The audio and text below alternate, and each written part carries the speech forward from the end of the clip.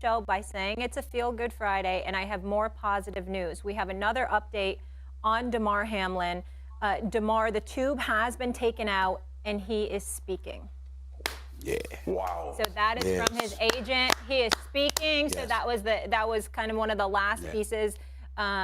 Obviously, again, long way to go, but that we were really waiting on. He hadn't spoken a word yet. We knew he was able to write, and he was kind of squeezing his hand, letting people know that he understood. But he is now speaking, according to his agent, and the tube has been taken out. So just incredible, incredible news. Are you guys good? You know what else? Oh, go ahead. Oh, go ahead, Molly. Go ahead. No. I'm going to transition to the game whenever you're done, Marcus. So whenever you're done, we'll get into the game. You know what else I'm excited about this, okay? With this entire story, and I know we've been talking about all of the things that led up until this point. You know what I'm excited about? We found out about Damar Hamlin's heart and what he was doing in his community, and now he's going to get a chance to see how the community came to support him in this moment.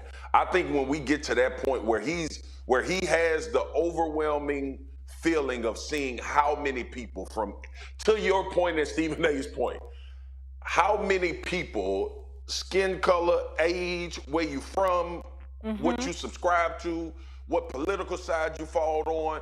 When you look at the support that he received, it was reciprocated because that's what he sowed. That is the seed that he sowed when he was doing toy drives to kids and caring about his community. So I just can't wait till he realizes, and I'm sure that he'll know pretty soon, but I just can't wait to hear him respond to the type of support that he's had from people all over this world, especially all over this country that came and galvanized to see him, to pray for him and try to see him through this situation.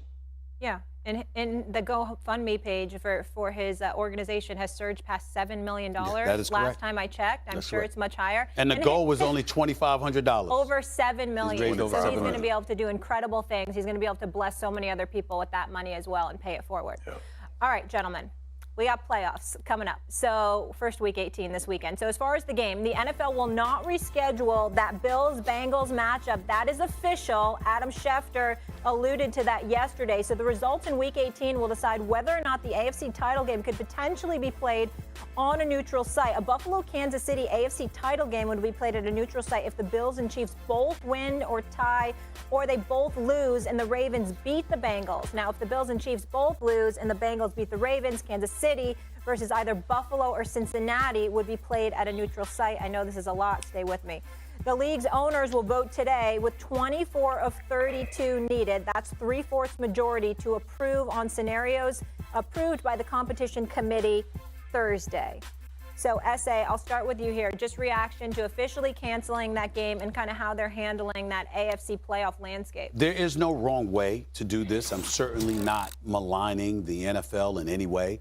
I understand what a difficult situation they're in, and as a result, I think that this is a fair conclusion. Props to Adam Schefter, who came on the air yesterday and educated us as to how this was likely. He had all the info. He had all the info. He had every detail. He had every detail. We needed to bring people out to break it down. I remember people was like debating, like, Stephen A., you debate with Adam Schefter. No, I was saying, should it happen? I wasn't questioning what he did. Yeah, of course. You know what I'm saying? I was just saying, is that the right decision? You know? And that's where, I wasn't questioning whether that he knew what the hell he was talking about. But that's the thing about it. And there's no wrong decision here.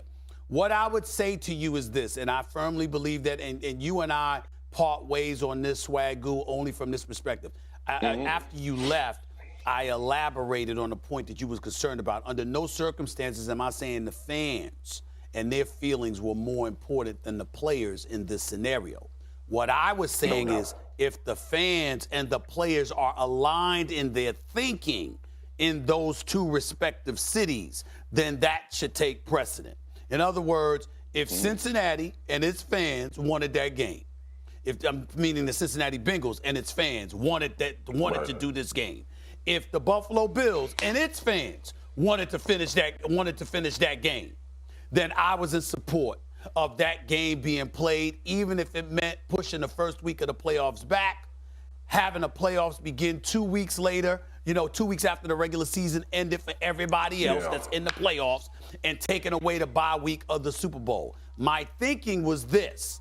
It wasn't just about the Bills and the Bengals nor their fan base. It was also about that 2-week period between the end of the regular season into the playoffs where players would have an additional week to get themselves healthy enough, because my thinking is, you ever watch Thursday Night Football, Swag, and we like this? Damn, the product ain't the same. The product ain't the same because you played Sunday and now you're playing Thursday, and it's a little different with those extra 3 days to prepare, rest your body before then.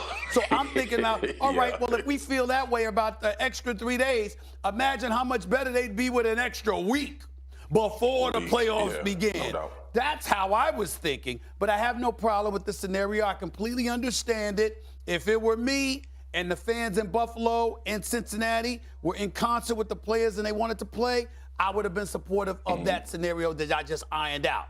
But all things considered, everybody understands why this is the way that it is. I completely get it, and I'm not sweating it. Yeah, and two, S.A., to your point, it's a happy medium because, like we said before, it's an unprecedented circumstance, right?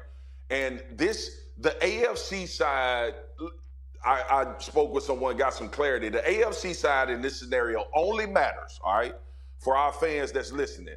If Kansas City obviously beats Las Vegas, and now it's only about these 3 teams that this AFC scenario kicks in.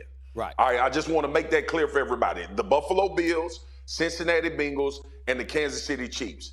And it would be, more than likely, it would be when we go to a neutral site, if 2 of these 3 teams meet.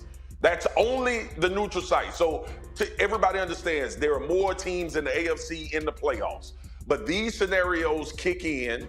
This is not going to pertain to, because Kansas City technically is the 1 seed, and if they play the Chargers, that doesn't mean that you're going to have a neutral site game. This only applies if Buffalo, Cincinnati, and Kansas City, 2 of those 3 teams meet in the AFC Championship. Then you kick in the potential of a neutral site game. And then the other part of the neutral site